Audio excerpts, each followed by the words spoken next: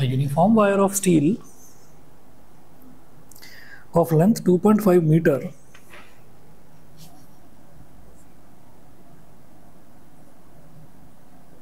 of length 2.5 meter and density 8 gram per centimeter cube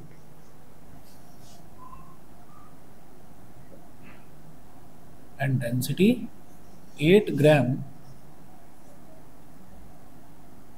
per centimeter cube weighs 50 gram.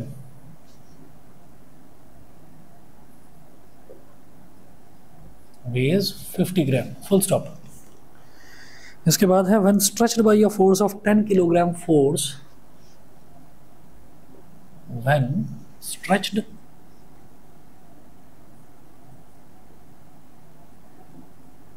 by a force of 10 kgf. kgf का मतलब है kilogram force. Kilogram force, comma, the length increases by 2 millimeter.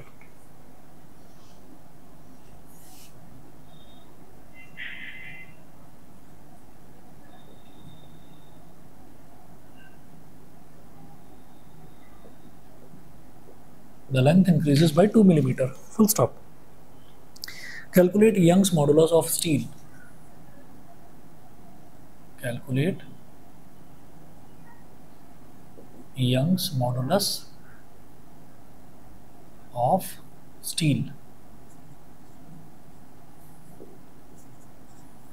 देखिएगा किस तरह से करना है. सबसे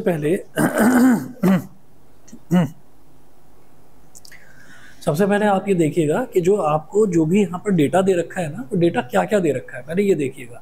और यंग्स मॉडुलस पर फोकस करिए. यंग्स मॉडुलस होता क्या है? हम जब भी कभी किसी भी यंग्स मॉडुलस, बल्क मॉडुलस या शियर मॉडुलस, जब हम इसकी बात करते हैं तो ये रेशो होता है स्ट्रेस अपॉन स्ट्रेन का. ठीक है ना, स्ट्रेस अपॉन स्ट्रेन. अब स्ट्रेस क्या है? स्ट्रेस होता है फोर्स अपॉन एरिया. तो जरा देखते हैं क्या क्या डेटा दे रखा है. Uniform wire of steel of length 2.5 metre and density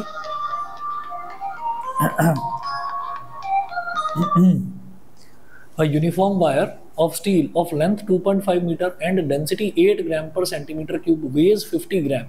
ठीक. When stretched by a force of 10 kilogram force, the length increases by 2 millimeter.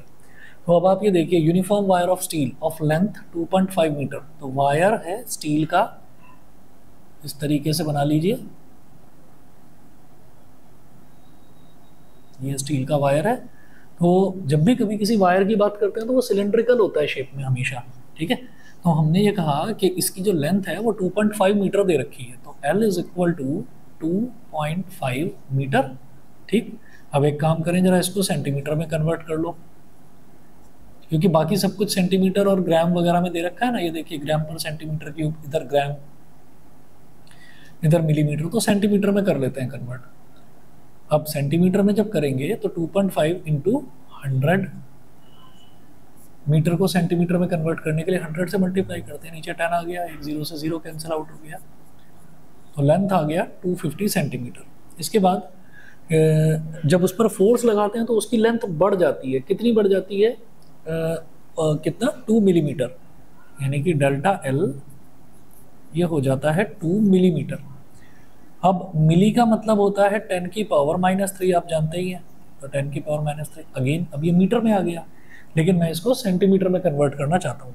तो मीटर को अगर सेंटीमीटर में कन्वर्ट करना है तो 100 से मल्टीप्लाई कर देते हैं. तो ये कितना हो गया? ये हो गया 10 की पावर -3. तो नीचे जाकर क्या हो गया? 1000. और इसको 100 से मल्टीप्लाई करा, सेंटीमीटर में हो गया. 2 0 से 2 0 कैंसिल आउट. 2/10 यानी कि 0.2 सेंटीमीटर. ये डेल्टा एल हो गया हमारे पास. उसके बाद फिर वो कह रहे हैं कि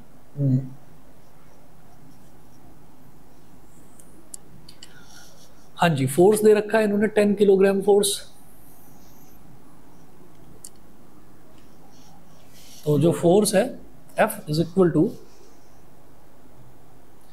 जो फोर्स दे रखा है वो कितना दे रखा है, 10 किलोग्राम फोर्स। तो किलोग्राम फोर्स का मतलब है कि 10 जो है वो किलोग्राम में दे रखा है और उसको आपको न्यूटन में कन्वर्ट करना है। अब न्यूटन में तो कन्वर्ट यहाँ पर करेंगे नहीं, हम यहाँ पर क्या करेंगे, न्यूटन में तो कन्वर्ट करेंगे नहीं, हम यहाँ पर इसको डाइन में कन्वर्ट कर लेंगे। डाइन में क्यों करेंगे कन्वर्ट, क्योंकि बाकी सारी चीज़ें सेंटीमीटर में दे रखी हैं, ठीक है। तो हम उसको जो SI यूनिट में ना करके CGS यूनिट में कन्वर्ट कर लेंगे। तो 10 किलोग्राम फोर्स, तो किलोग्राम है ना, उससे फोर्स निकालने के लिए क्या करना होता है, 9.8 से मल्टीप्लाई करना होता है। पॉइंट गया, नीचे 10 आ गया, 10 से 10 कैंसिल आउट, तो ये हो गया 98 न्यूटन। 98 न्यूटन डाइन में कन्वर्ट करने के लिए, डाइन में कन्वर्ट करने के लिए इसको 10 की पावर 5 से मल्टीप्लाई कर देते हैं। तो फोर्स हमारे पास आ गया 98 इंटू 10 की पावर 5 डाइन, ये आ गया, ठीक है। फोर्स ये हो गया। अच्छा, इसके बाद मेरे को एरिया निकालना है। एरिया कैसे निकालेंगे भाई, डेंसिटी दे रखी है और मास दे रखा है, ठीक है। तो क्या होता है, डेंसिटी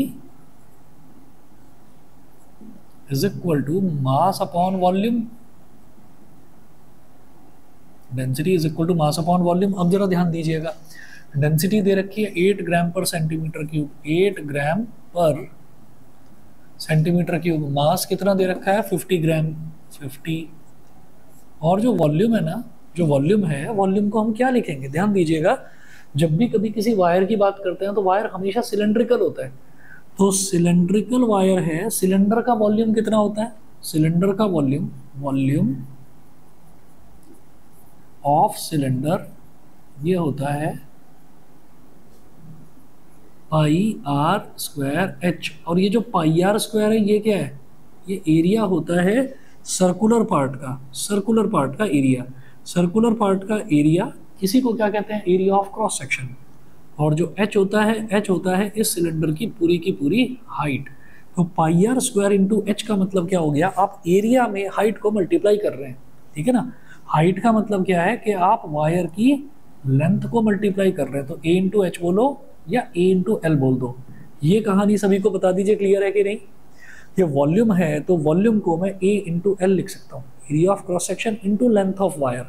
बताइए बाकी बच्चे बताएं भाई, ऋषिका, वंशिका, निधि, सूर्यांश, क्लियर है, ठीक है। चलिए चलिए ठीक है जी। अच्छा, अब जैसे इतना हो गया तो वॉल्यूम को मैं क्या लिखूंगा, एरिया इंटू लेंथ। वॉल्यूम हो गया area into length, area into length हो गया, ठीक। अच्छा, तो यहाँ से हमारा टारगेट क्या है, हम यहाँ से एरिया निकालना चाहते हैं।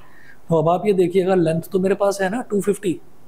चलिए, तो ये क्या हो गया, 8 is equal to 50 upon A into length कितना है 250। 0 से 0 कट गया, 5 5 ज़ा 25। ए को इधर ले आओ, 8 को इधर ले जाओ, तो ए इधर आ गया, ये हो गया 1 अपॉन 8 इंटू 5। तो ए की वैल्यू हो गई 1 अपॉन 40 क्या, सेंटीमीटर क्यूब। देखिए सेंटीमीटर क्यूब में दे रखा था ना, ग्राम पर सेंटीमीटर क्यूब में डेंसिटी। तो जो हमारा सेंटीमीटर क्यूब में, सॉरी सेंटीमीटर स्क्वायर एरिया है ना, 1 अपॉन 40 सेंटीमीटर स्क्वायर। सारा डेटा मेरे पास आ चुका है, फोर्स आ गई है CGS सिस्टम में। इसीलिए डाइन याद रखना, न्यूटन तो आपको पता है, लेकिन न्यूटन को अगर डाइन में कन्वर्ट करना है तो 10 की पावर 5 से मल्टीप्लाई किया जाता है। तो 10 की पावर 5 से इसलिए मल्टीप्लाई करा है यहाँ पर। अब आप ये देखिए, पहले मैं क्या निकालूंगा यहाँ पर, स्ट्रेस। स्ट्रेस क्या होता है, फोर्स अपॉन एरिया, ठीक है। फोर्स कितना है 98 इंटू 10 की पावर 5 और एरिया कितना है 1 अपॉन 40। तो डिनोमिनेटर का डिनोमिनेटर हमेशा ही न्यूमरेटर से मल्टीप्लाई हो जाता है। तो स्ट्रेस कितना हो गया, तो स्ट्रेस हो गया 98 इंटू 40 इंटू 10 की पावर 5 न्यूटन पर मीटर स्क्वायर होता था ना। पास्कल जो है, पास्कल को कहते थे न्यूटन पर मीटर स्क्वायर, लेकिन अब क्या है, ये न्यूटन नहीं है, ऊपर डाइन है और नीचे क्या है, सेंटीमीटर स्क्वायर। तो डाइन पर सेंटीमीटर स्क्वायर, पहले मल्टीप्लाई कर दो, 4 8 ज़ा 32, 3 कैरी, 4 9 ज़ा 36 और 3 39, 392 और 0 है, एक 0 हटाकर यहाँ ऐड कर दीजिए 10 की पावर 6। डाइन पर सेंटीमीटर स्क्वायर, 392 इंटू 10 की पावर 6 डाइन पर centimetre square. This is stress. और स्ट्रेन होता है change in length upon original length. Change in length कितना है 0.2, ओरिजिनल लेंथ कितना है 250, ठीक है।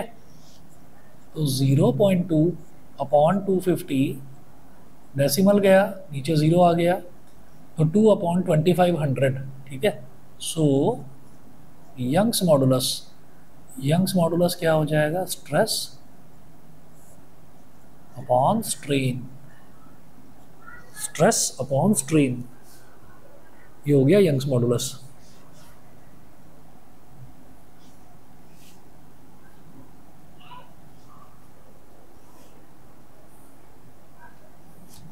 ठीक है, तो देखिएगा क्या हो जाएगा, y is equal to stress कितना है 392 इंटू 10 की पावर 6 अपॉन स्ट्रेन कितना है 2 अपॉन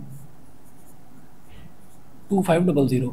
डिनोमिनेटर का डिनोमिनेटर न्यूमरेटर में आ जाएगा, तो 392 इंटू 2500 मल्टीप्लाइड बाई 10 की पावर 6 अपॉन 2।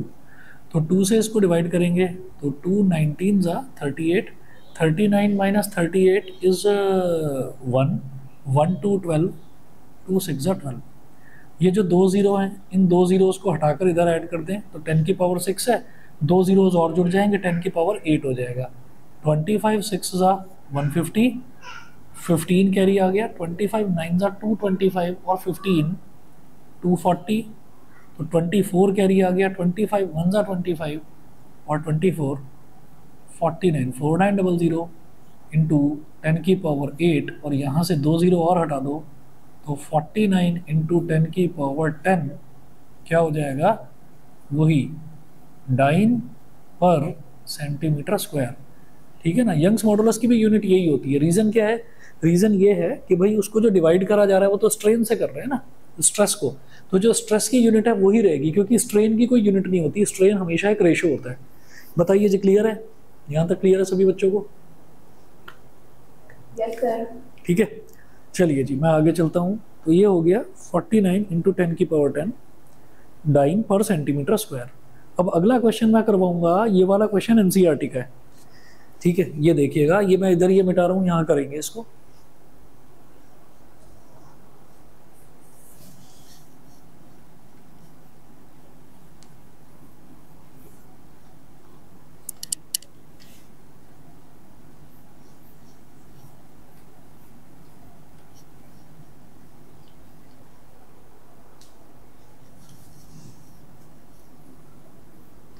हाँ जी, नेक्स्ट क्वेश्चन नोट करिए। नेक्स्ट क्वेश्चन जो है that is,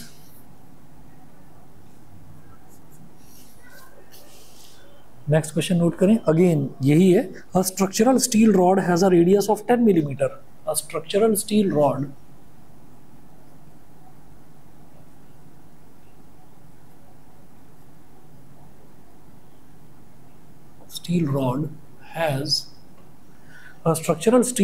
has a radius of 10 millimeter and a length of 1 meter. Has a radius of 10 millimeter and a length of 1 meter. Full stop. A 100 kilonewton force capital F, a 100 kilonewton force, 100 kilonewton force capital F stretches it along its length, stretches it along its length, stretches it along its length. Full stop. Calculate, A part है, calculate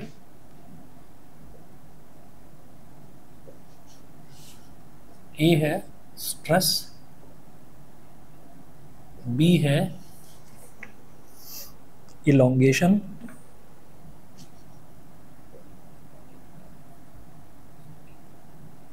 सी है strain on the rod,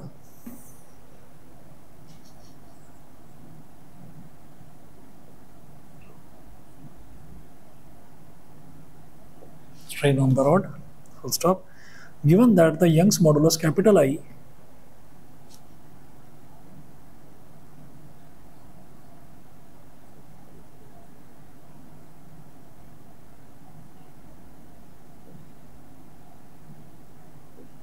Young's modulus capital Y of the structural steel is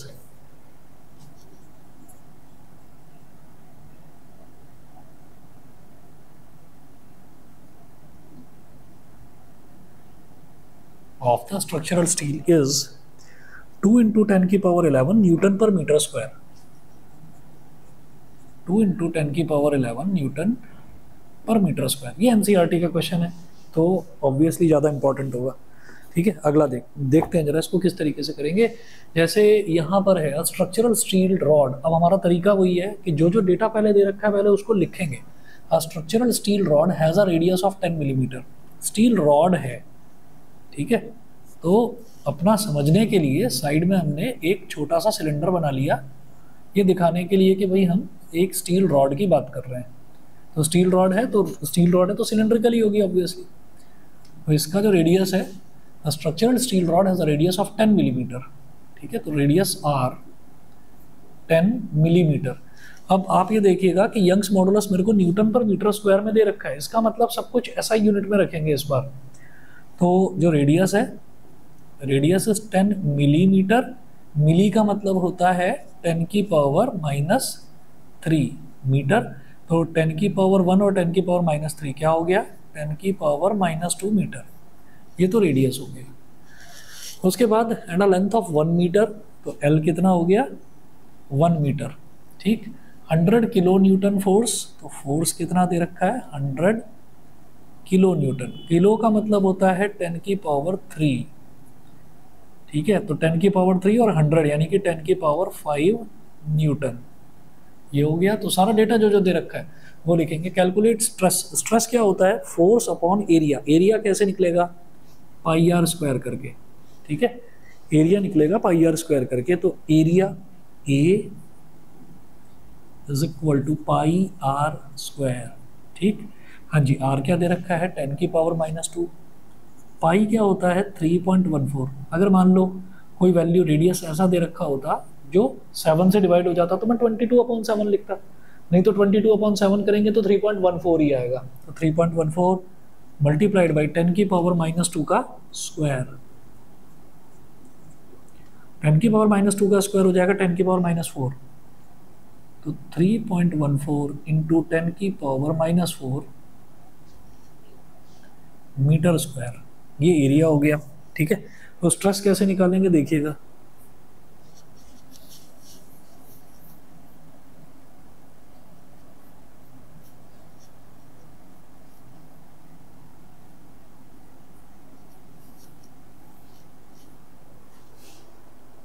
stress is equal to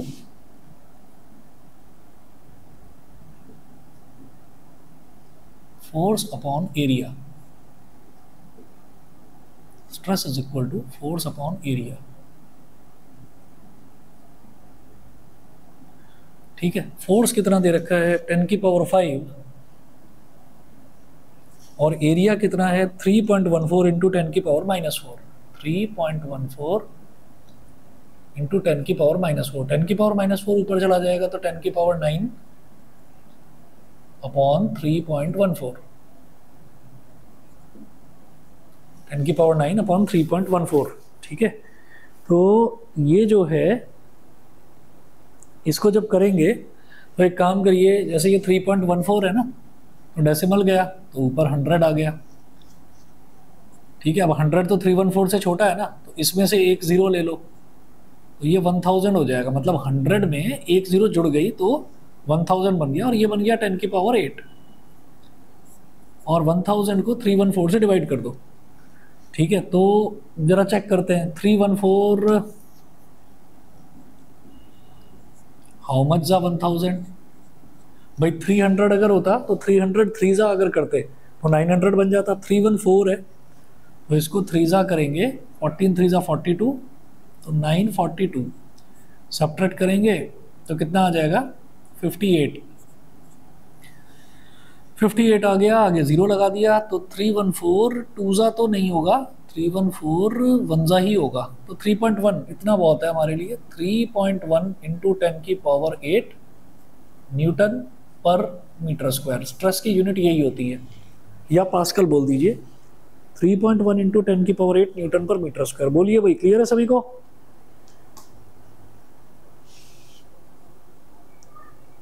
सभी को clear? बोलिए, ठीक है, चलिए जी, okay okay okay. Stress हो गया, स्ट्रेस के बाद में इलोंगेशन निकालना है, तो इलोंगेशन देखिएगा कैसे निकला है। इलोंगेशन का मतलब है वायर कितनी खिंची, यानी कि डेल्टा एल निकालना है आपको। तो डेल्टा एल कैसे करेंगे? ये हमने फर्स्ट पार्ट करा है स्ट्रेस, यानी कि ए पार्ट। उसके बाद बी पार्ट देखिएगा, बी में पूछ रहे हैं इलोंगेशन, तो B is equal to Young's modulus is equal to stress upon strain, stress upon strain, ठीक है। तो जरा मैं स्ट्रेन पर फोकस करता हूं, स्ट्रेन को इधर ले आया मैं, is equal to stress upon Young's modulus. अब स्ट्रेन जो है, स्ट्रेन होता है डेल्टा एल अपॉन एल, और स्ट्रेस हमने निकाला 3.1 इंटू 10⁸, है ना, और यंग्स मॉडुलस कितना है 2 इंटू 10⁸, 2 इंटू 10⁸, ठीक है। मेरे को डेल्टा एल निकालना है, स्मॉल एल की वैल्यू दे रखी है 1 मीटर, तो स्मॉल एल तो हमें डिस्टर्ब करेगा ही नहीं। Delta L upon 1 is equal to, इसको डिवाइड कर दीजिए बस, ये कितना हो जाएगा, 2 1 जा 2, 3 माइनस 2 इज 1, 1 1 11, 2 5 जा 10, और फिर 0 2 5 1.55 इंटू, जब ये ऊपर चला जाएगा तो 10⁸ माइनस 11, तो delta L is equal to 1, तो नीचे लिखना है ना लिखना एक ही बात है, 1.55 इंटू 10⁻³ माइनस 3 मीटर। बोलिए क्लियर? और 10⁻³ माइनस 3 अगर लिखा हुआ है तो 10⁻³ माइनस 3 का मतलब होता है मिली, तो ये मिलीमीटर हो गया, ये बन गया 1.55 मिलीमीटर। ये तो हो गया हमारा इलोंगेशन। ठीक, सिंपल यही फॉर्मूला है, ज़्यादा कोई लंबे चौड़े फॉर्मूले नहीं है। उसके बाद सी पार्ट में पूछ रहे हैं स्ट्रेन ऑन द रॉड, है ना, तो रॉड पर स्ट्रेन कितना पड़ेगा? भाई स्ट्रेन भी इतना ही होगा, delta L upon L, L तो 1 मीटर ही है ना, तो स्ट्रेन देख लीजिए, डेल्टा एल हमारे पास आ गया,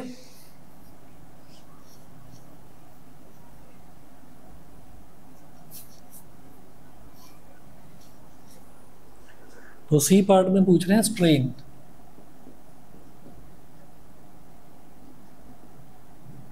स्ट्रेन होता है डेल्टा एल अपॉन एल, ठीक।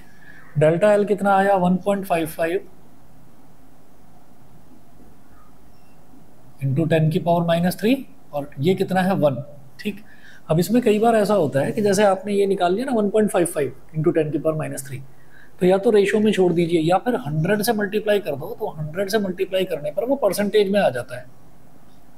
तो इसमें क्या होगा, पॉइंट गया, नीचे 2 0 आ गए, ये 2 0 से 2 0 कट गए, तो 155 इंटू 10⁻³ माइनस 3, तो 0.155 हो गया, 0.155%, ठीक है।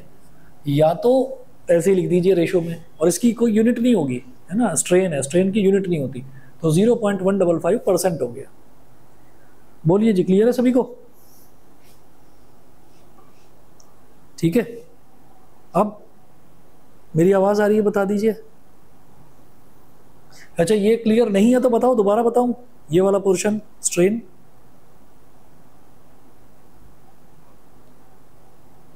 क्लियर तो नहीं है, बस थोड़ा थोड़ा समझने की कोशिश बता रहा हूँ। Delta L upon L, delta L क्या है? Change in length. Change in length हमने ये निकाला 1.55, ठीक है, और उसको एल से, एल यानी कि एल लेंथ दे रखा है, लेंथ कितना दे रखा है 1 मीटर, 1 मीटर से उसको डिवाइड कर दिया, ठीक है। तो जब डिवाइड करा है ना, उसके बाद हमने इसको बस ऐसे कर दिया 1.55, मिलीमीटर था, मिलीमीटर मत करो क्योंकि वो मीटर में दे रखा है। तो 1.55 इंटू 10 की पावर -3 तो मीटर हो गया भाई, 1.55 इंटू 10 की पावर -3 मीटर। और लेंथ कितना दे रखा था, ये भी 1 मीटर दे रखा था, तो नीचे 1 लिखने का तो कोई मतलब है नहीं। अब हमने क्या करा कि यहाँ पर नीचे 100 आ गया, पॉइंट हटा दिया, तो 155 अपॉन 100, और ये 10 की पावर -3 अगर इसको नीचे ले आएंगे तो ये 10 की पावर 3 हो जाएगा। अब 100 से मल्टीप्लाई कर देते हैं। 100 से क्यों मल्टीप्लाई करते हैं, परसेंटेज में निकालने के लिए, परसेंटेज में निकालने के लिए। तो 100 से ये 100 कट गया और ये हो गया 155 अपॉन 1000। तो ये 3 0 कट गए और 1 2 3 डिजिट काउंट करके पॉइंट लगा दिया, तो 0.155% ऐसे हो गया। सही है।